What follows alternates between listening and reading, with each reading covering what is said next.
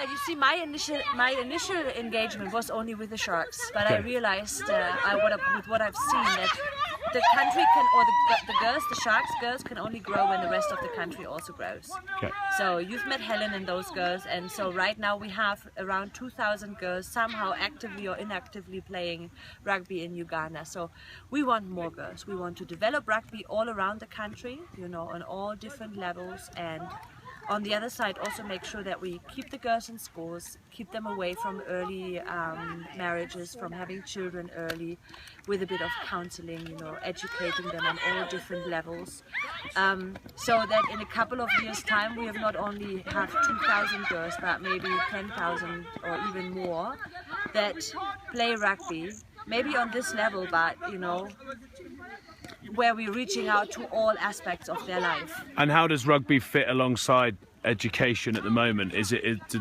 they sit alongside one another, or do they rival one another? Rugby is our biggest tool, because with rugby we can teach so many things that are important for the girls. First of all, with rugby you need every different size, as you know. So we don't have to tell the girls to lose weight, to put on weight. We just tell them, you know, be comfortable with who you are and be able to carry your weight, which is great because they stay healthy with playing rugby.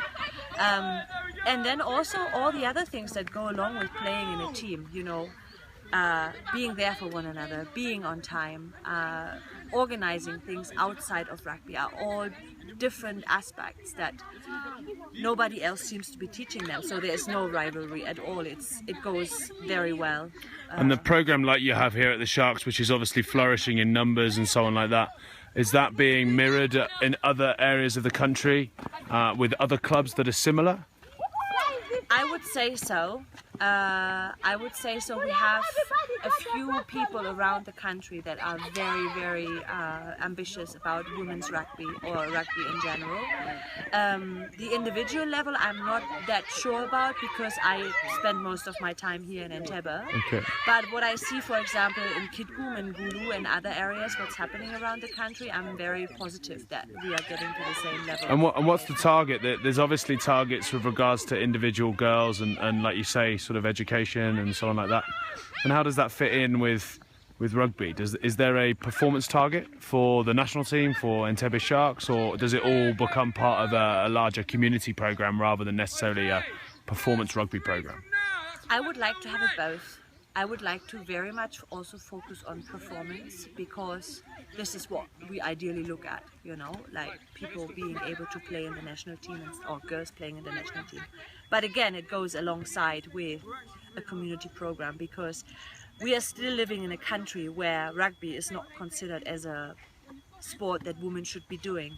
So we have to do a lot of community work to make sure that the girls are allowed to come and play, and then are seen as role models too. So it goes again hand in hand. Yeah. And so would you advise any African nation that wants to start playing women's rugby to get a German in? No. No. It just, you know, for me, it just happened by coincidence. Yeah. It's, you know, for me, I just feel so attached to my girls from the orphanage that I believe with rugby, if you ever want to do anything good, this is the right way to do it. Yeah. Because you have the sport, you have the background from other people, the support on whatever level. But I couldn't do it on my own, you know. Great. So. Okay, well, thanks ever so much, Anna.